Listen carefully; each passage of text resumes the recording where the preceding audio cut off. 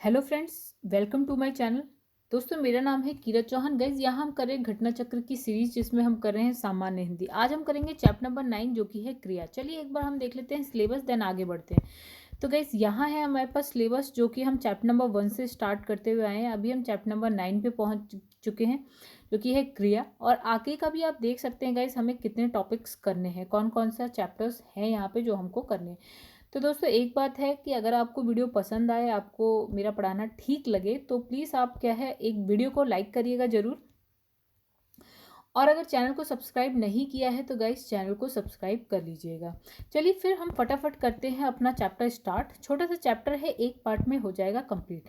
चलिए तो स्टार्ट करते हैं हम परिभाषा से। ठीक है, ये आपका है चैप्टर नंबर 9 है क्रिया। ठीक है, तो परिभाषा से देखते हैं गाइस। यहाँ पे लिखा है, किसी कार्य का करने या होने का बोध करने वाले शब्द कहलाते हैं। तो क्या कहलाते हैं? क्रिया। आइए समझते हैं थोड़ा सा। लिखा है, किसी कार्य का करने या होने का बोध करने वाले जो शब्द होते हैं वो क्रिया कहलाते हैं। क्रिया के उस रूपांतरण को काल कहते हैं जिससे उसके कार्य व्यापार का समय और उसकी पूर्ण और अपूर्ण अवस्था का बोध हो। ठीक है, आगे बढ़ते हैं। नेक्स्ट क्वेश्चन है, क्रिया के मूल रूप को क्या कहते हैं? तो क्या कहते हैं गाइस? क्रिया के मूल रूप को धातु। तो क्रिया के मूल रूप को धातु कहते हैं। धातु क्रियापद के उस अंश को कहते हैं जो किसी क्रिया के प्राय सभी रूपों में पाया जाता है। नेक्स्ट है गाइस, क्रिया के प्रकार। तो इसमें लिखा है, कर्म के आधार पर क्रिया के कितने भेद होते हैं, यानी कि कितने प्रकार होते हैं। तो कितने? 2। आइए इसकी व्याख्या पढ़ते हैं।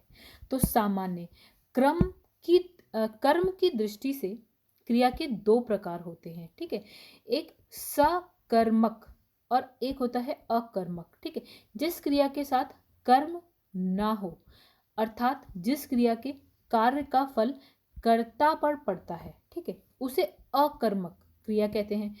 जिस क्रिया के कार्य का फल कर्म पर पड़ता है उसे सकर्मक कहते हैं। ठीक है, एक का जो फल है वो कर्ता पे पड़ता है, एक का जो फल है वो कर्म पर पड़ता है।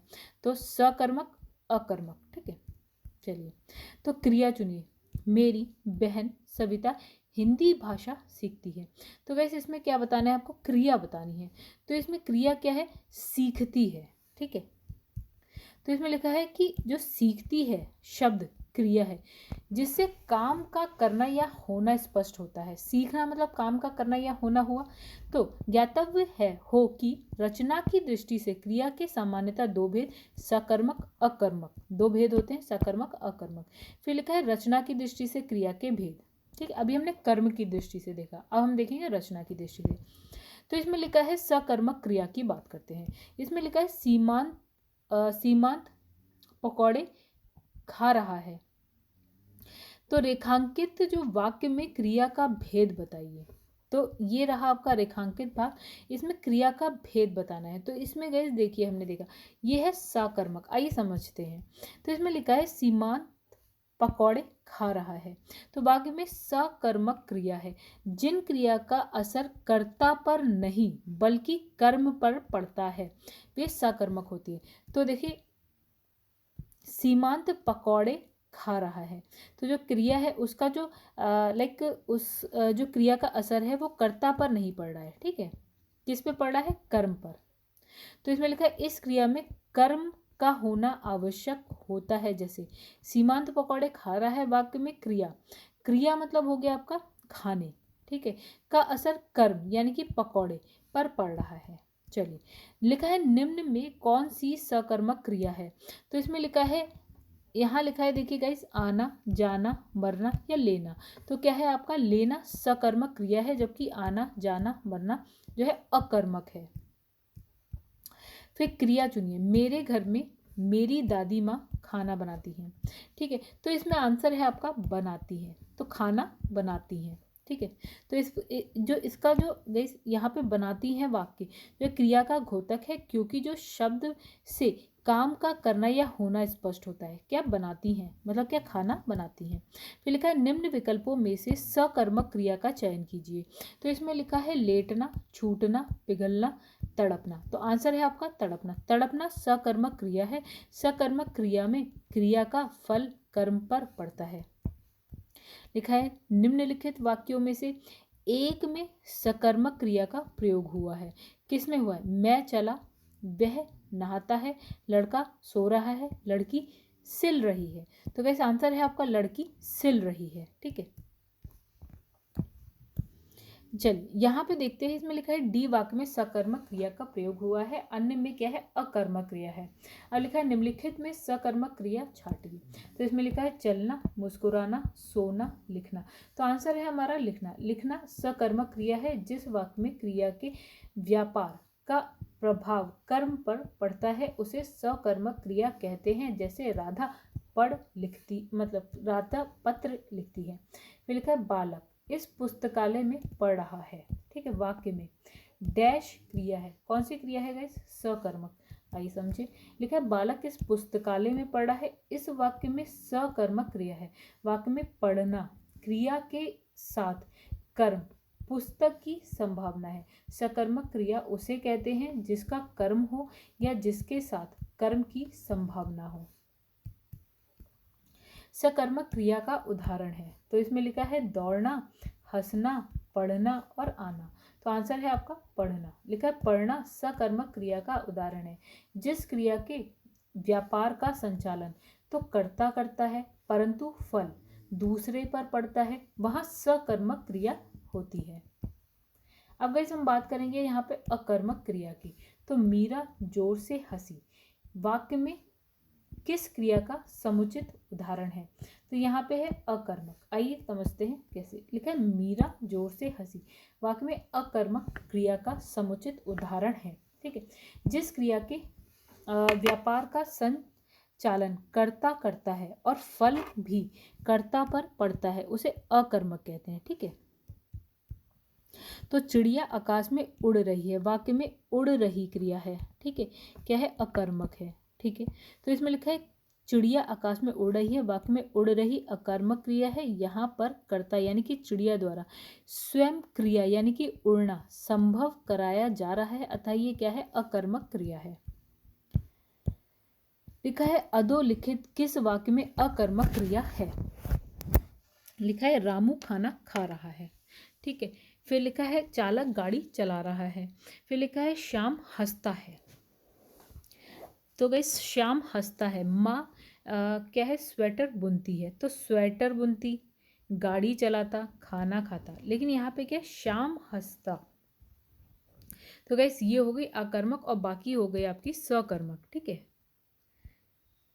श्याम करता है, हंसना क्रिया उसी के द्वारा पूरी हो रही है, तो हंसने का फल भी उसी पर पड़ता है, इसलिए हंसना जो है आपका अकर्मक क्रिया।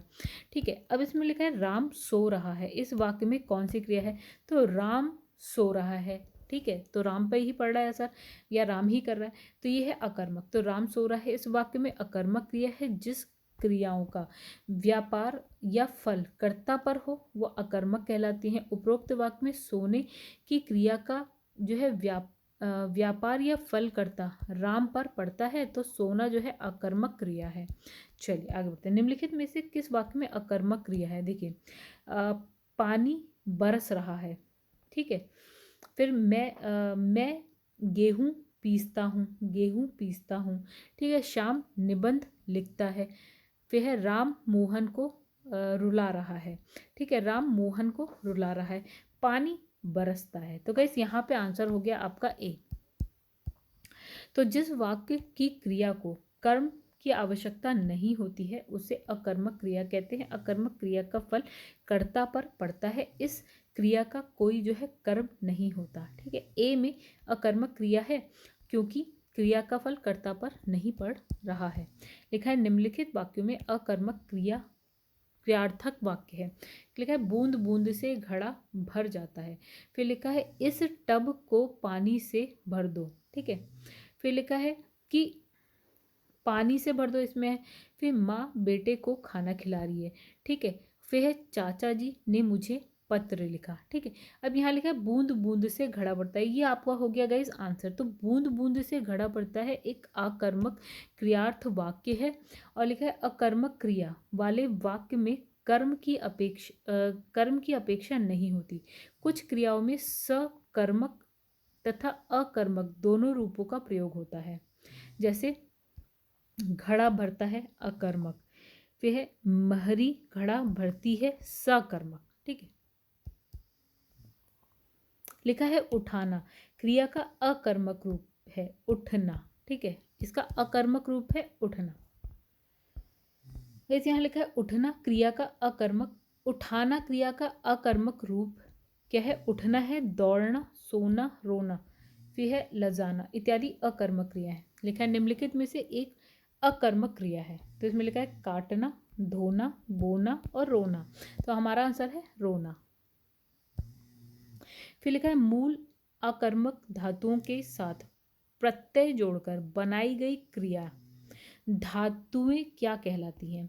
ठीक है, तो हम इसको बोलते हैं साधित सकर्मक धातु।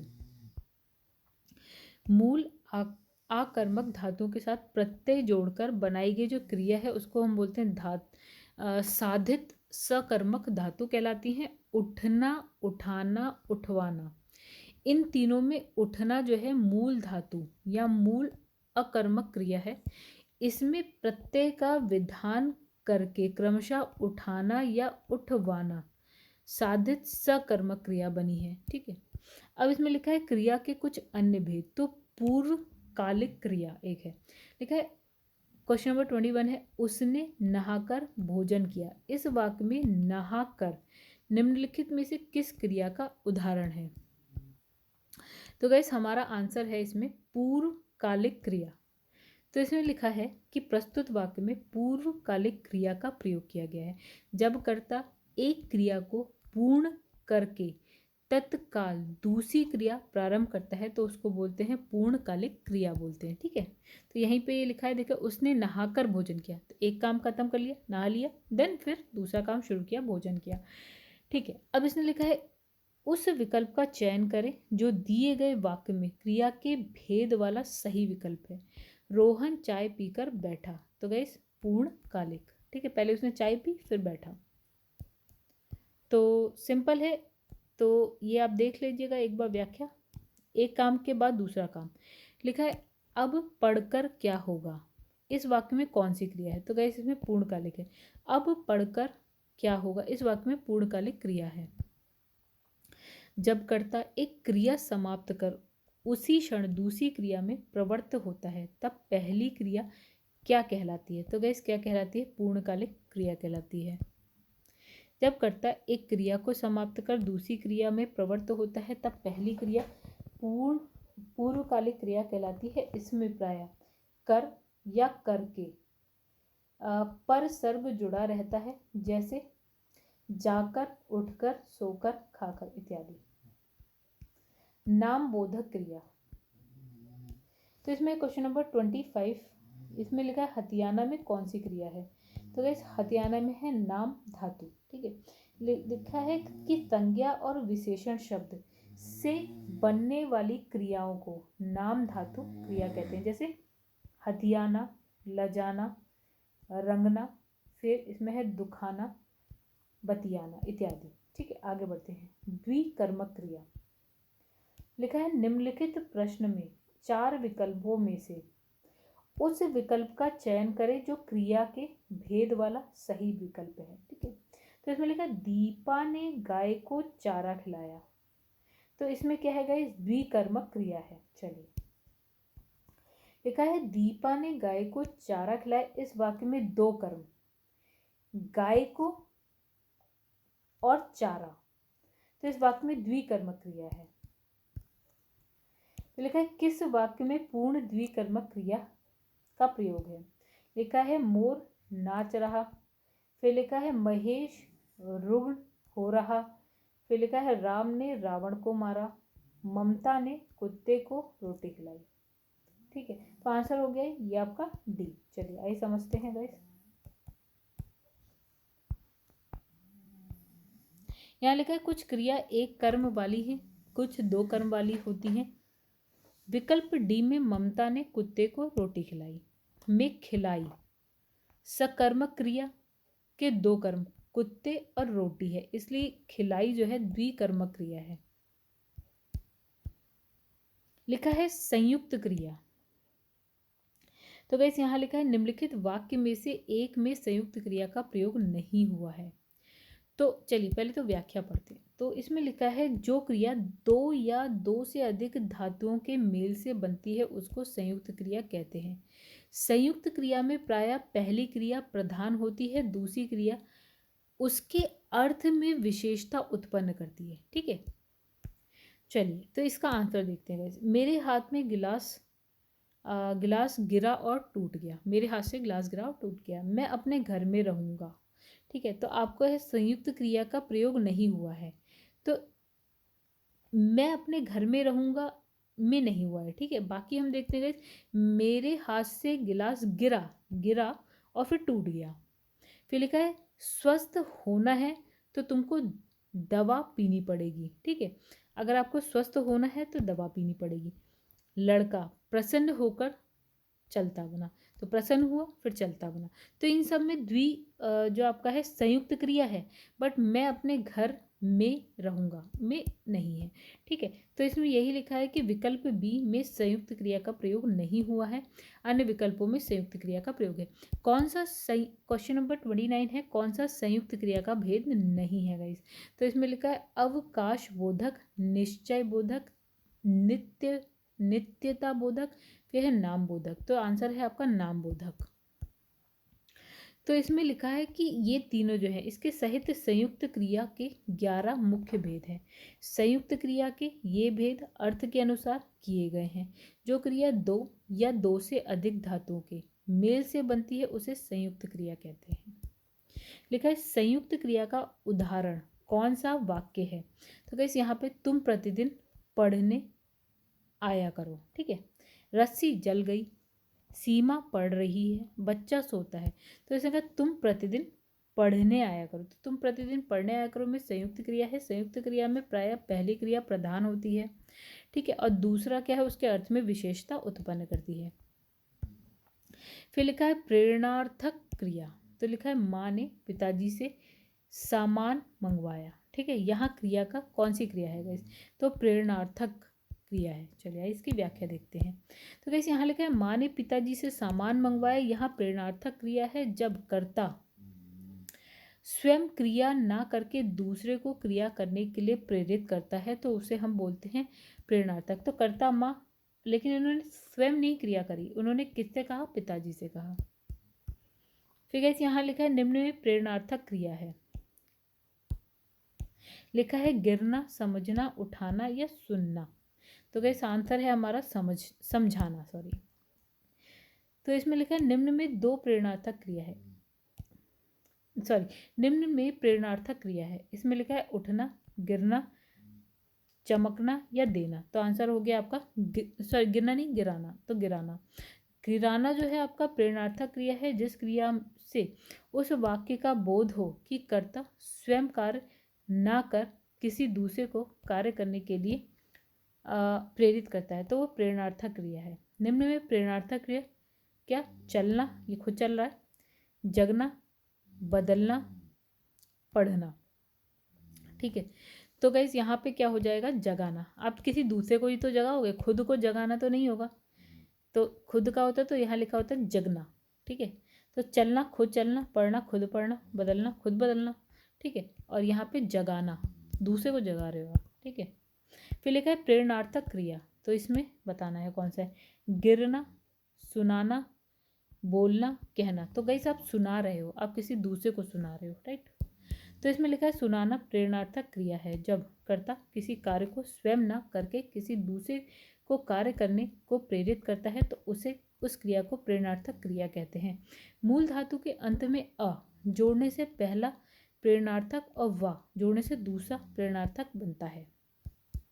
नेक्स्ट है गाइस आपका संभावनार्थक क्रिया। तो यहाँ लिखा है 36, क्वेश्चन नंबर 36, किस वाक्य में संभावनार्थक क्रिया का प्रयोग है। तो पहले तो हम चलिए, तो इसका आंसर है सी, यानी कि शाम मेरी लॉटरी लग जाए, शायद मेरी लॉटरी लग जाए। तो वैसे यहाँ पे संभावनार्थक, शायद बोला ना इसने, तो ये संभावनार्थक हो सकता है। चलिए इसकी व्याख्या देखते हैं। सबसे पहले लिखा है जब वाक्य में किसी कार्य के होने की संभावना व्यक्त की जाती है तो वहाँ संभावनार्थक क्रिया होती है। तो सी जो है ना विकल्प, उसमें संभावना व्यक्त की जा रही है, अतः इस बात में संभावनार्थक क्रिया का प्रयोग हुआ है। ठीक है, अब लिखा है योजक क्रिया। योजक मतलब इसने कहा चूड़ी अच्छी थी में थी कौन सी क्रिया है। ठीक है, ये है आपकी योजक क्रिया। आइए समझते हैं व्याख्या देख के। तो हिंदी में आधारभूत वाक्य 6 प्रकार के होते हैं। योजी क्रिया युक्त, फिर है अकर्मक क्रिया युक्त, फिर है सकर्मक क्रिया युक्त, अप्रत्यक्ष क्रिया युक्त, बाध्यता बोधक क्रिया युक्त, फिर है औचित्य बोधक क्रिया युक्त। तो योगी क्रिया युक्त के 3 भेद। कर्ता स्थैतिक क्रिया, जैसे ईश्वर है, कल सर्दी थी, आज गर्मी है। दूसरा इसमें लिखा है कर्ता और पूर्ण और योजक क्रिया, इसके 3 उपभेद हैं। जैसे कर्ता और पूरक संज्ञा तथा योजक क्रिया, जैसे दशरथ राजा थे, मैं अध्यापक हूँ। दूसरा इसमें कर्ता पूरक विशेषण और योजक क्रिया, जैसे विद्यार्थी तेज हैं, चूड़ी अच्छी थी। तीसरा इसमें लिखा है कर्ता पूरक क्रिया विशेषण योजक क्रिया, जैसे राजीव गांव में है, सौरभ घोड़े पर है। फिर लिखा है तीसरा जो है गाइस यहाँ पे, तो पहला यहाँ पे देख लीजिए कर्ता और स्थैतिक क्रिया। ठीक है, दूसरा है कर्ता पूरक और योजक क्रिया, और जो तीसरा है उसमें लिखा है अधिकारी कर्ता, अधिकारी पूरक तथा अधिकार द्योतक क्रिया। इसके 4 उपभेद हैं। ठीक है, तो गाइस यहाँ पे लिखा है क्रिया के रूपांतरण। इसमें पहला लिखा है 38 में लिखा है कि देखा गया हो क्रिया के किस पक्ष का उदाहरण है। तो ये संभाव्य भूत है। मतलब इसने कहा डॉक्टर वासुदेव नंदन प्रसाद की पुस्तक है आधुनिक हिंदी व्याकरण, और रचना के 23वें संस्करण के पृष्ठ संख्या 130 पर क्रिया के पक्ष पाठ के अनुसार देखा गया हो वाक्यांश को संभाव्य भूत का जो है उदाहरण माना गया है। ठीक है, आगे पढ़ते हैं। पढ़ना का जो है क्रिया भेद है। पढ़ना क्या है, द्विकर्मक, मतलब पढ़ने के लिए किसी पुस्तक पत्रादि कर्म का होना आवश्यक है। कर्म के बिना यह क्रिया संपादित नहीं हो सकती, अतः पढ़ना सकर्मक क्रिया है। पढ़ धातु में न प्रत्यय लगाने पर पढ़ना शब्द की उत्पत्ति हुई है। नेक्स्ट क्वेश्चन है गाइस, जो क्रिया अभी हो रही है उसे कहते हैं। चलिए, इसमें लिखा है क्रियाओं के व्यापार की निरंतरता को वर्तमान काल कहते हैं। वर्तमान काल के 5 भेद। सामान्य वर्तमान, तत्कालीन वर्तमान, पूर्ण वर्तमान, संदिग्ध वर्तमान और संभाव्य वर्तमान। ठीक है, तत्कालिक वर्तमान से यह पता चलता है कि क्रिया वर्तमान काल में हो रही है। जैसे मैं पढ़ रहा हूँ, वह जा रहा है, स्पष्ट है। जो क्रिया अभी हो रही है उसे तत्कालिक वर्तमान कहते हैं, अतः कोई भी विकल्प सही नहीं है। चलिए, लिखा है सभी चिट्ठियां डाक से भेजी गई, इसमें कर्ता है। तो इसमें लिखा है सभी चिट्ठियां डाक से भेजी गई, इस वाक्य में कर्ता क्या है आपका, चिट्ठियां। अब लिखा है क्रिया चुनिए। लिखा है अखिल घर के आंगन में खेलता है। उपयुक्त वाक्य में खेलता है क्रिया बोधक है। ठीक है, क्रिया विकारी शब्द है जिसके रूप, लिंग, वचन पुरुष के अनुसार बदलते हैं। इसमें लिखा है हथियाना, चिकनाना किस प्रकार की क्रिया है। तो इसमें लिखा है नाम धातु क्रिया। हथियाना, चिकनाना नाम धातु क्रिया है। जो क्रिया संज्ञा और विशेषण से बनती है उसे नाम धातु क्रिया कहते हैं। जैसे हाथ से हथियाना। लिखा है क्रिया के जिस रूप से वर्तमान में क्रिया के होने का संदेह हो वह क्रिया का संदर्भ क्या कहलाता है। तो गाइस आंसर है आपका संदिग्ध वर्तमान। लिखा है क्रिया के जिस रूप से वर्तमान में क्रिया के होने या ना होने में संदेह हो वह संदिग्ध वर्तमान कहलाता है।